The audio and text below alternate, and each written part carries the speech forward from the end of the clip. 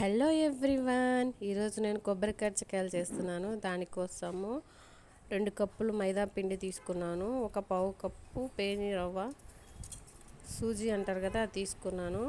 1 spoon నెయ్యి వేసి బాగా కలిపి పక్కన పెట్టుకున్నాను. తర్వాత స్టఫింగ్ కోసం 3 కొబ్బరి గిన్నెలు తీసుకొని బాగా తురుముకున్నాను. అందులో 1/2 కప్పు బొంబాయి రవ్వ వేసుకున్నాను. 1.5 కప్పు బెల్లం వేసుకున్నాను. 1 పావు కప్పు బాదం పప్పుల్ని కూడా స్మాష్ చేసి వేసుకున్నాను. అందులోనే ఇలాచి కూడా మిక్సీ పట్టి వేసాను. అన్నీ నెయ్యి వేడి చేసి అందులో చిమ్మిలో ఉంచి ఫ్రై చేసుకున్నాను.